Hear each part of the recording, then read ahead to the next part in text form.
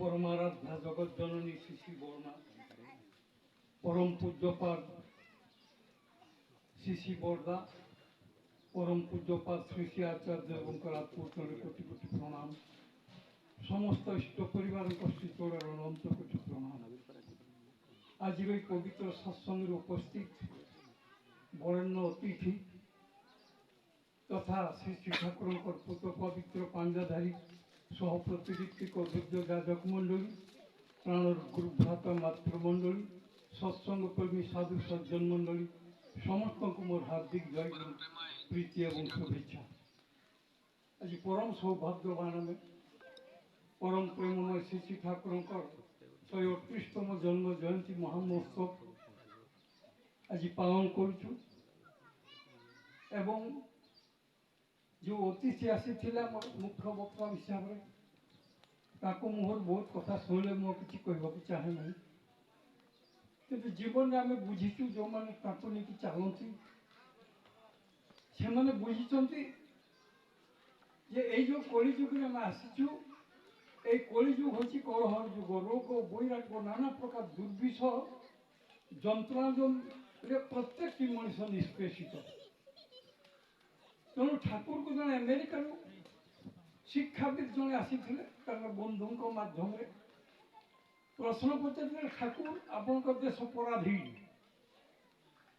आउ देखी दरिद्र ये बहुत लोक सब दरिद्र आ मठ मंदिर मस्जिद बहुत किसी अच्छे आप कौन चाहते आप कौन आउ नुआ कथा कह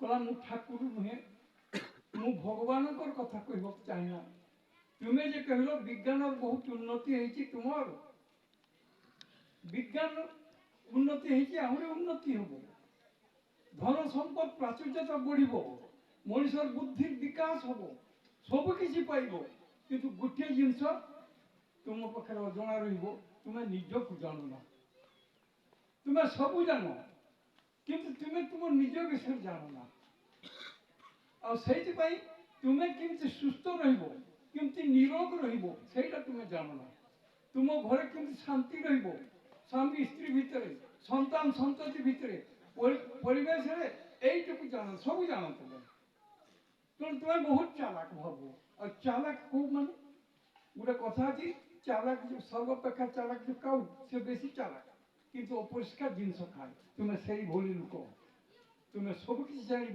ग्रह ग्रहांतर को जीव सबकि कर निजर घर का अंधकार निजर जराजीर्ण हो रोगग्रस्त हम यहीटा को मुझे तुमको बुझेबा आसी तुम्हें कि सुस्थ रमती निरोग हम से कथा कहीं तुम्हें जान गीता शास्त्र सब जान कि निरोग हम केमती सुस्थ हम दाम्पत्य जीवन केमती ये हम मान सुखमय हम पिला माने केमती सुस्वास्थ्य अधिकारी हे तुम्हें केमती सुस्वास्थ्य अधिकारी हम से जाना जो सर्वपेक्षा बेसी दरकार से जेटे सभ्य हम से तो असभ्य भली व्यवहार कर मद पीब गंजे पीब चरस पीब झगड़ा कर लड़ई कर जीवन टी तुम जीव तेणु तुम्हें मृत्युर साधना करमती रावण कर तुम्हें जाओ ना जे तुम्हें हूँ भगवान को सर्वपेक्षा श्रेष्ठ कलाकृति जन्मगत अधिकार तुम्हें ईश्वर प्राप्ति जन्मगत अधिकार नहीं तुम्हें जन्मीच से स्वरूपटा जान बोली सबू टाइम तुम्हें सर्वहारा तेणु ठाकुर कहले जे अर्थ विद्या जाना ठाकुर खोज जदि तुम इष्टहारा दुर्योधन रावणेर मत सब नहीं तुई जाबी माथा से गोटे इजी कथा कहवाक आसी तुमको प्रतिश्रुति दूसरी मुझे जहाँ कही से गुड़ा तुम्हें जो अक्षर अक्षर पालन कर जदि कम बेसी किसी भी हुए प्रतिश्रुति दूसरी तुम्हें सुस्थ तुम्हें निरोग तुमको कहीं ध्वंस कर तेणु बहु विधि विधान सनातन संस्कृति अच्छी सब धर्म रही मुझे बेसी किसी कहवाक आसनी मुझे दादा जो कथा कहले माने निष्ठा भले करले नाम तबे पूरे मनस्कार गोटे छोट कथा कहबी भोक लगी रसगोल्ला खाइला मुझे कथा कहबी एगुड़ा निश्चित भाव में मत कहवाक पड़ो ना तो हम नहीं ठाकुर कहले तुम्हें जब मोर कथा मानी चलो ମୁଁ ଯେଉଁ ଯେଉଁ କଥା କହିଲି ଯଜନ ଯାଜନ ଇଷ୍ଟଭୀତି এইগুলোকে যদি ঠিক করে কুহ কেই ତୁମକୁ ନଷ୍ଟ କରିପାରିବେନି କମ୍ ଦେହ ପ୍ରତି ଜାଣ ହିଁ ନମେ ଭକ୍ତ ପ୍ରଣସ୍ତତି କହିଥିଲେ ଅର୍ଜୁନକୁ। ତେଣୁ ସେ ଗୋଟେ ଥରେ ଜଣେ ଗୁରୁ ଭାଇ ସେଇ ସମୟରେ ବହୁତ ଗୁରୁ ଭାଇ କମ୍ ଥିଲେ। ଉମେଶ ଚନ୍ଦ୍ର ରାୟ ବୋଲି ବାଗେରହାଟ ବୋଲି ଗୋଟେ ଜାଗାରେ ଟିବି ହେଲା। ଟିବିରେ କୌଣସି ଔଷଧ ନାହିଁ। ଟିବିର ଔଷଧ କୌଣସି ଥିଲାନି। ତେଣୁ ସେ ଧୀରେ ଧୀରେ ଟିବି ହେଲେ ଶ୍ୱାସକଷ୍ଟ ହୁଏ, ବହୁତ ହଇରାଣ ହେଲେ, ମୃତ୍ୟୁ ଶଯ୍ୟାରେ ଶୋଇଲେ। ସେଇଠୁ କହିଲେ ଯେ ପିଲାମାନଙ୍କୁ ମୁଁ ତ ମରିଯିବି, ମୋତେ ଟିକେ ଠାକୁର ପାଖକୁ ନେଇ ଚାଲ। ସମସ୍ତେ ହସିଲେ, କହିଲେ ଅଧା ରାସ୍ତାରେ ମରିବ, କହିଲେ ମରିଲେ ଫେରି ଆଣିବ। ଠାକୁର ପାଖରେ ଯାଇ ଯେତେବେଳେ ପହଞ୍ଚିଲେ, ଠାକୁର ଦେଖିଲେନି ତାକୁ। କିଛି ସମୟ ପରେ କହିଲେ ଏଟା କିଏ ରେ? ତ ପିଲାମାନେ ଆସି କହିଲେ ବାବା ଆସିଛନ୍ତି। ନା କିଏ ହେଇଛି? ନା ଟିବି ହେଇଛି, କଥା କହିପାରୁନାହାନ୍ତି, ଆଉ ବହୁତ ଅସୁସ୍ଥ। ନା ତ আমার কাছে কেন আনলি? না মোর বাবা কহিলে যে মরিবা আগুন ଟିକେ ଠାକୁର ଦର୍ଶନ କରେଇ ନିଅ। ତ ସେଠି ଜଣେ ରିଟିକ୍ ଥିଲେ ସେ ପାଖରେ, ତାଙ୍କୁ ଡାକିକି କହିଲେ ୟାକୁ ସ୍ୱସ୍ତୟନୀ ଦେଇଦିଅ, ସ୍ୱସ୍ତୟନୀ ଦେଇଦିଅ। ଠାକୁରଙ୍କ ସ୍ୱସ୍ତୟନୀ ନାମର କି ମହିମା। ସମସ୍ତେ ଆଶ୍ଚର୍ଯ୍ୟ କଲେ, ଏ ତ କଥା କହିପାରୁନି, ସେନ୍ସଲେସ୍ ହେଇଯାଇଛନ୍ତି, ଆଉ ୟାକୁ ସ୍ୱସ୍ତୟନୀ କଲେ ଦିଏ, ସ୍ୱସ୍ତୟନୀଟା ଦିଏ। ସେ ସେମିତି ଘରେ ସ୍ୱସ୍ତୟନୀ ଦେଲେ। ସ୍ୱସ୍ତୟନୀ ଦେଲା ପରେ ଟିକେ ସେ ବି ଭାବୁଛନ୍ତି ରୀତିକ୍ ଯେ ସ୍ୱସ୍ତୟନୀ ଦେବେ କିନ୍ତୁ ସେ ଶୁଣିପାରୁନ। ତ ଯାହା ଯେମିତି କଥା ଦେଇଦେଲେ। ଦେଲା ପରେ ନେଇଗଲେ, କହିଲେ ଯା, ଠାକୁର ତ କହିଲେ ତା ଛୁଆକୁ ଯା, ଠାକୁର ଯାହା ହବ। ତାର ବି ବିଶ୍ୱାସ ନାହିଁ, ସେ ରୀତିକର ବିଶ୍ୱାସ ନାହିଁ। ତାପରେ ଧୀରେ ଧୀରେ 2-3 ଦିନ ରହିଲା ପରେ ସୁସ୍ଥ ହେଇଗଲେ, ଚାଲିଲେ। ସୁସ୍ଥ ହେଇକି 20 ବର୍ଷ ବଞ୍ଚିଥିଲେ। ତେଣୁ ଠାକୁରଙ୍କର ଏଇ ଯେଉଁ ଦାଦା ବହୁତ କଥା ସୁନ୍ଦର ଭାବରେ କହିଲେ। ବହୁ ଜିନିଷ ମୁଁ ମୋର ଆଖିରେ ମଧ୍ୟ ଦେଖିଥିଲି। ତେଣୁ ଆମ ପାଖରେ ଧନ ସମ୍ପଦ ସବୁ କିଛି ଅଛି। ଯେଉଁ ଜିନିଷ ଠାକୁର ଦାୟିତ୍ୱ ଗୁରୁତ୍ୱ ଦେଇଥିଲେ ନାମ କରିବା, ଠାକୁର କହିଲେ ନିଷ୍ଠା ଭଳି କରିଲେ ନାମ তবে পুরে মনস্কামনা। জীবনের এভাবে মনস্কামনা নেই যেটা পুরব নাই। সেই জন্য ঠাকুর কহিলে যে যজন যাজন ইষ্টভীতি এই জীবনের কর্ম, ইষ্ট স্বার্থ প্রতিষ্ঠাই এই জীবনের ধর্ম।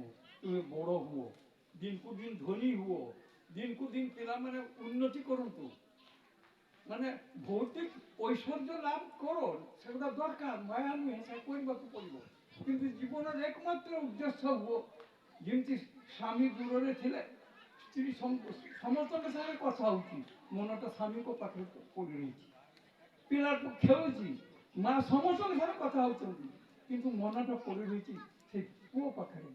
ସେମିତି ଆମେମାନେ ଆସିଛୁ ଆମର ମନଟା ତାଙ୍କୁ ଦେବା ପାଇଁ, ତାଙ୍କୁ ଦେବା ପାଇଁ। ସେ ତାଙ୍କୁ ଦେବା ଭିତରେ, ସ୍ତ୍ରୀ ଭିତରେ, ସନ୍ତାନ ଭିତରେ ସବୁ ତାଙ୍କୁ ଦେବା ପାଇଁ। ଯେତେବେଳେ ତୁ ନିଜର କରିଦେବୁ ସମସ୍ତଙ୍କୁ, ମୋର ପରିବେଶକୁ ମୋର ନିଜର କରିଦେବୁ, ସେତେବେଳେ ସେମାନେ ତୋର ହେବେ। ଏଇଟା ବଞ୍ଚିବାର ଏକମାତ୍ର ରାସ୍ତା। ତେଣୁ ଅନ୍ତିମରେ ଗୋଟେ ସ୍ମୃତି ବହୁତ ମନେ ପଡ଼ିଲା। 3-4 ମାସ ତଳେ ଲକ୍ଷ୍ମଣ ଠାକୁର, ସେ ଆଜି ନାହିଁ, ମୁଁ ଶୁଣିଲି, ମୋତେ କହିଥିଲେ ମାଇଟିଦା ମୁଁ ଗୋଟେ ଘର କିଣିଛି ଜାମଦାରେ, ଆଉ ଗୋଟେ ବିରାଟ ସତ୍ସଙ୍ଗ କରିବି। ମଝିରେ ମୋତେ ଫୋନ୍ କରେ। ସେ ତ ବିହାରୀ ଲୋକ, କିନ୍ତୁ ସେ ଏମିତି ଟୋନ୍ କରିବ ଓଡ଼ିଆରେ, ଏବେ ବଙ୍ଗଳାରେ କଥା ହେଲେ ମଜାକ କରେ ମୋତେ। ତା ଘରେ ପ୍ରଥମ ବହୁତ ଖାଇଛୁ ଆମେ, ବହୁତ ସତ୍ସଙ୍ଗ ତା ଘରେ ହେଇଛି। ଆଉ ସେ ମୋତେ କହିଥିଲା, ମୁଁ ବର୍ତ୍ତମାନ ଶୁଣିଲି ସେ ନାହିଁ। এই তো জীবন, মানুষ শুধু আসবে যাবে, নাট্যকারের খেলা। এই হচ্ছে আমার জীবন। মনুষ্য আসবো, খাইব, মরিব, চালিব। কর্ম শুধু থাকবে মনে, শেষ বিদায়ের বেলা। তাহলে কিটা নেই জীব? তার কর্মটা। ସେ କର୍ମଟା ନେଇକି ଯିବ। ଦାଦା ଯେଉଁ କଥା କହିଲେ, ସେ କର୍ମଟିକୁ ନେଇକି ଯାଇଯିବ। ତାହେଲେ ଆମେ କେତେ ଅସହାୟ। ଆମେ ମଣିଷ, ଭଗବାନ ଇଷ୍ଟ ପ୍ରାପ୍ତିର ଅଧିକାର ଆମର ଅଛି, କିନ୍ତୁ ଏ କଥା ବି ଅଛି ଯେ କେଉଁ ମୁହୂର୍ତ୍ତରେ ମୁଁ ଏଇ ସଂସାର ଚାଲିଯିବି ତାର ହିସାବ ନାହିଁ। ସେଥିପାଇଁ ସେ ତାର କଥା ରଖିପାରିଲାନି, ଆମେ କଥା ରଖିପାରିଲୁନି। ଅନିତ୍ୟାନି ଶରୀରାଣି ବିଭବ ନୈବ ଶାଶ୍ୱତ, ନିତ୍ୟ ସନ୍ନିହିତ ମୃତ୍ୟୁ କର୍ତ୍ତବ୍ୟ ଧର୍ମ ସଂଗ୍ରହ। ତେଣୁ ଆମର ମତ ଏକମାତ୍ର କର୍ତ୍ତବ୍ୟ ହେଉଛି ଧର୍ମ ସଂଗ୍ରହ। ତାଙ୍କୁ ନେଇକି ଚାଲିବା, ତାଙ୍କର କର୍ମ କରିବା, ଆଉ ସେଇଟା ହିଁ ଜୀବନର ଏକମାତ୍ର। ଠାକୁର ସେଇଟିକୁ କହିଥିଲେ ଯେ ମୋତେ ଭଲ ପାଅ, come unto me, I said take you to the kingdom of heaven. ତେଣୁ ସମସ୍ତେ ଖୁସିରେ ଚାହୁଁଛୁ। ବହୁତ ବଢ଼ିଆ ଲାଗିଲା ଯେ ସାଧୁ ସଙ୍ଗରେ ଯେ କି ହୁଏ, ସାଧୁ ଖଣମିହ ସଜ୍ଜନ ସଙ୍ଗତି ରେଖା তরতি ভবার্ণব তরণী নৌকা। এই যে আজ সাধু সঙ্গ, এই যে মুখ্য বক্তা আচার্য হয়ে আসলে বহু কথা ଆମମାନଙ୍କୁ କହିଲେ, ତା ଭିତରୁ ଆମେ ସମସ୍ତେ ଚେଷ୍ଟା କରିବା ବଞ୍ଚିବା ପାଇଁ। ଆଉ ବଞ୍ଚିବାକୁ ହେଲେ ତାଙ୍କୁ ନେଇକରି ବଞ୍ଚିବା। ତେଣୁ ପୁଣି ଆଉଥରେ ଏଇ ଯେଉଁ ପରିବେଶ, ଏ ଆରଣ୍ୟ ପରିବେଶ ଭିତରେ ଆମମାନଙ୍କର ସମସ୍ତଙ୍କର ପ୍ରଚେଷ୍ଟାରେ ଆଚାର୍ଯ୍ୟ ଦେବକୁ ଆସିଥିଲେ ମାନେ ପରମ ସୌଭାଗ୍ୟବାନ। ବରଦାଙ୍କ ଦର୍ଶନ ମାନେ ପାଇଛନ୍ତି ଏବଂ ଅତି ପ୍ରିୟ ଏମାନେ। ତେଣୁ ସେଇ ପବିତ୍ର ପୂର୍ଣ୍ଣ ଭୂମିରେ ଆଜି ଆମେ ଶ୍ରୀ ଶ୍ରୀ ଠାକୁରଙ୍କର ସତ୍ସଙ୍ଗ, ତାଙ୍କର ଜନ୍ମୋତ୍ସବ ମହାମହୋତ୍ସବ ପାଳନ କରୁଛୁ। ତେଣୁ ଆମେ ପରମ ସୌଭାଗ୍ୟବାନ। ଆଉ ଯେଉଁମାନେ ଆୟୋଜକ ସମସ୍ତେ ଖୁସିରେ ରୁହନ୍ତୁ, ଆନନ୍ଦରେ ରୁହନ୍ତୁ, ଜୀବନକୁ ସାର୍ଥକ କରିପାରନ୍ତୁ, ସୁଖ ଶାନ୍ତିରେ ରୁହନ୍ତୁ, ସର୍ବୋପରିଷ୍ଟଙ୍କୁ ମଥାରେ ବନ୍ଦ କରି ଏମିତି ଭାବରେ ଚାଲି ଆମେ ସୁଖୀ ହେବା। ଏଛଡ଼ା ଆମ ପାଖରେ ସୁଖୀ ହେବାର ଆଉ କୌଣସି ରାସ୍ତା ନାହିଁ। ଶେଷରେ ଏଇ ଯେଉଁ ବିଗତ ଆତ୍ମା ଆମର ଲକ୍ଷ୍ମଣ ଭାଇ, ସେ ଆମ ଗହଣରେ ନାହିଁ, ଶ୍ରୀ ଶ୍ରୀ ଠାକୁରଙ୍କ ଶ୍ରୀଚରଣରେ ସେଇ ମର ଦେଇ ସେ ଯେମିତି ପୁଣି ଆଉଥରେ ଗୋଟେ ପୂର୍ଣ୍ଣାତ୍ମା ରୂପ ନେଇକି ପୁଣି ଆମ ଗହଣରେ ଆସନ୍ତୁ, ଏଇ ପ୍ରାର୍ଥନା ଜଣେ ମୁଁ ମୋର ବକ୍ତବ୍ୟ ଶେଷ କରୁଛି। ଜୟ ଗୁରୁ।